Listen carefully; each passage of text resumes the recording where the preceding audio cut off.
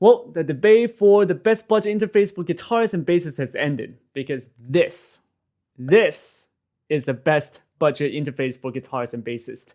Especially if you're brand new and you're starting home recording. When you go online and search, you're just gonna be bombarded with all kinds of videos and you're just gonna be stuck in tutorial hell. But fear not, because this is the best budget interface for guitarists and bassists. And I'm about to share with you 3 reasons as to why. So let's get into today's Is It Worth It? Reason number 1, the software. So this is coming from the perspective of someone who's brand new to home recording.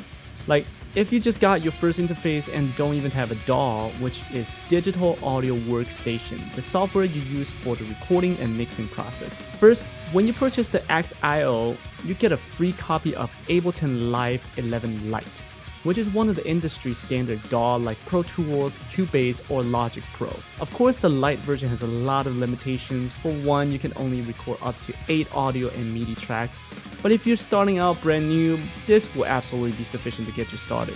Consider that most DAW will run you a couple $100 or monthly payment, which I absolutely despise. This is already a fantastic starting point.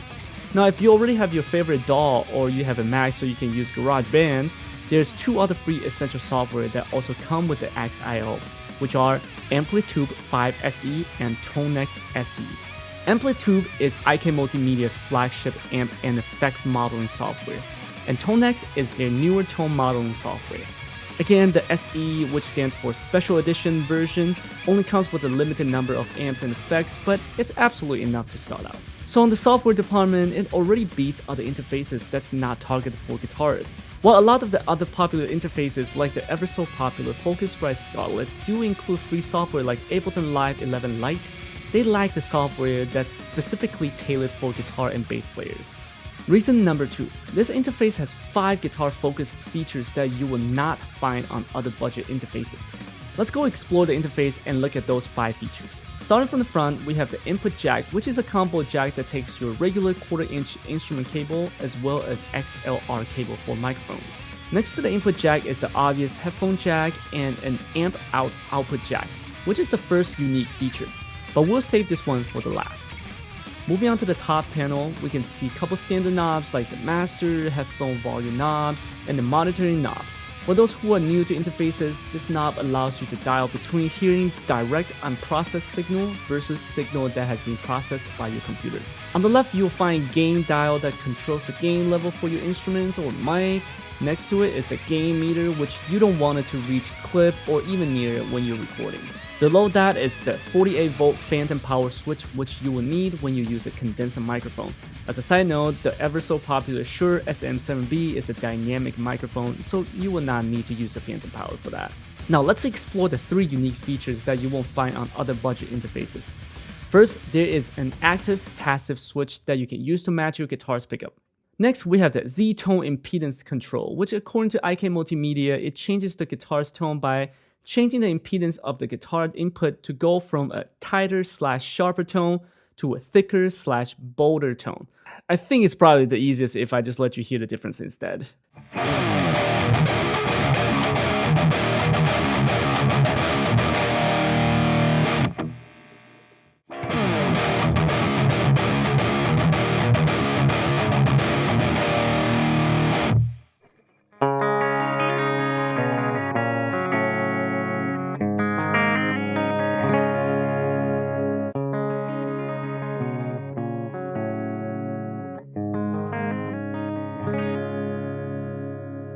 The next unique feature is the pure and JFET input stage switch. The way they describe is that you can switch between modern and vintage tones, but hearing is worth 1,000 words, so let's just hear the difference real quick. Oh, but before I play it, in case if you're curious what JFET is, it stands for Junction Field Effect Transistor, which apparently is a type of transistor used to build amplifier. Well, since I'm no electrical or audio engineer, I'm just gonna leave it there. Anyway, here's the sound test.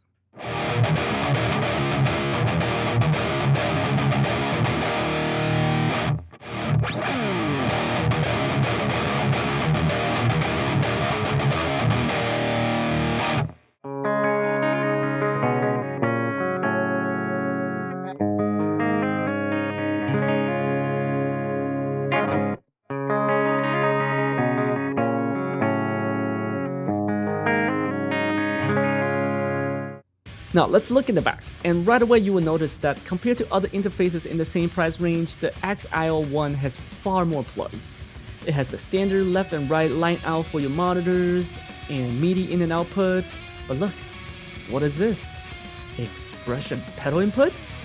Not only do we get that, we get two? Now that is something else. If you look around, you'll find that most interfaces do not have such input, even the higher end ones like the Scarlett 18i8. If you want this feature, you would just have to look for guitar-specific processors like a Quad Cortex or Kemper. So for a budget interface, this is super helpful. For the longest time, I could never control the wah or octa pedal when I run Bias FX or Amplitude, but now I can do so with just a $20 MIDI expression pedal like this one. So yeah, that's 4 out of the 5 unique features on this little box. Now let's get to the last one, the amp out output, which is the biggest selling point for this interface. So what exactly is the output for? Well, I'll try my best to explain it in the most layman terms, so for those who already know what reamping is, feel free to skip this section.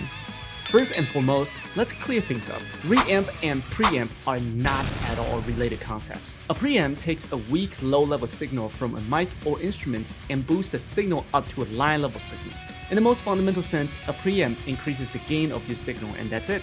A reamp, on the other hand, turns a balanced line-level signal into an unbalanced instrument-level signal, which can be sent to an amplifier and be played out like an instrument. But that probably sounds like a bunch of meaningless jargon to a lot of people, so let's do an explain like I'm 5. Reamping is a recording technique where you capture the guitar's raw, unprocessed signal, like no amps, no effects, no plugins, just whatever sound is generated from your guitar's pickup. And once you have this raw take, you can feed this recording to as many amps and effects combos as your heart desires. By using this technique, you only need to record the guitar once, and you can make as many adjustments to the tone as you need. That's a whole lot better than having to re-record every time you want to make some adjustment to your guitar sound, isn't it? But how do you feed that recording to an amp? You can't just connect your interface line out to an amp's input jack. That will certainly not work. The solution? A reamp box like this one, which usually costs about $100 to $250 US. But guess what? The XIO1 has it built in. So with that, you can plug your guitar into the interface and then connect the amp out to your favorite stack's input. With this signal chain, you can capture your guitar's raw DI signal in your computer, but you can still hear the beautiful tone coming out of your stack. Just how amazing is that? Of course, that's not the only application of the reamping feature. IK Multimedia has even gone farther to allow you to model your own rig and turn it into an amp sim. Now that's just mind-blowing. If you want to learn how you can do that, I've linked a tutorial in the description. Finally, reason number 3. It's lightweight and portable, which is also something that they highlight for this specific model. The enclosure is made out of plastic, unlike the Scarlett, which has a metal enclosure. While some may say that it doesn't feel as sturdy as the Scarlett, the fact is that the XIO1 is much lighter than this Scarlett 2i4. With a compact design, it doesn't take up too much room on your already cramped desk, or you can take it anywhere with you. Say if you want to capture a super fancy rig that your friend has just sitting in their basement, you can totally bring your laptop and this interface with you and use the software to model that rig right at their place. Isn't that just freaking awesome? So at the end, is it worth it? I don't know, man. You get $200-300 worth of free software, a bunch of features that's tailored to guitarists and bassists, like all the tonal options that you get. You also get expression pedal input that you just don't find on most interfaces, and it has a built-in reamp box. All for $129 only? Hell no, man. Is it worth it? Pfft, of course it's worth it. On a scale of 10 for bang for your buck, I'll easily give it 20. So what are you waiting for? If you're a guitarist or bassist and you've been stuck on which interface to get the XIO1. It's portable, it's affordable, doesn't take up too much room on your desk, also doesn't hurt your bank too much. It's the ideal package. If you do decide to get it, I will be forever grateful if you use the link down below. It is an Amazon affiliate link. It doesn't cost you any extra, but it does give me a very small % of the sales as commission. So that's one free way that you can support my tiny, teeny, independent channel. So with that said, I'll see you next time.